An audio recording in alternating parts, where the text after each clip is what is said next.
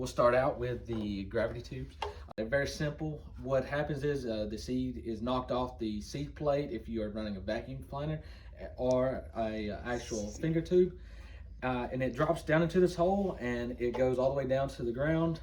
There's some limitations with these as they can bounce around a lot with higher speeds. So the recommended speed for these is actually 3 to 5 miles an hour. But these are the most common. They are the cheapest, with prices ranging from about $300 for a 12-row planter, and it's most cost effective for a lot of people. Next, we will be talking about the speed tubes, which will include flight belts and brush belts. These have kind of been what's known as the speed revolution for planting. They are able to optimize planters to be able to run at speeds upwards of 10 mile an hour, as what we've seen. And this, what I have with me today, will actually be the flight belt. I unfortunately do not have a brush belt, but they kind of deliver the seed at the same kind of situation. They get pushed off the actual seed plate in the hopper and the meter and put into this brush that is then delivered down into one of these flights that is then taken from up at the top of the seed tube down to the bottom and dropped at pretty much a dead drop, or like 0 mile an hour.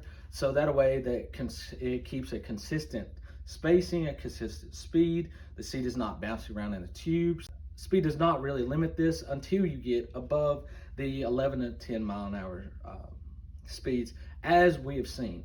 The industry claims that you can go up to 12 mile an hour, but a lot of people have been seeing variation in that.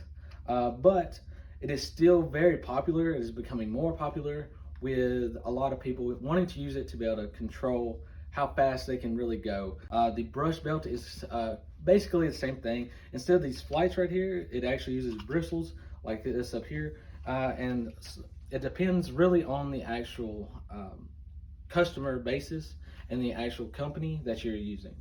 So these are dependent. The brush belts tend to be a little bit higher, and these are a little bit lower, but you can see anywhere between $3,000 to $6,000 for a 12-row planter. So they are quite a bit more expensive, but a lot of people see that as an investment in being able to actually plant quicker, plant in a shorter time frame, and be able to really hit that target planting date that so many people are chasing after.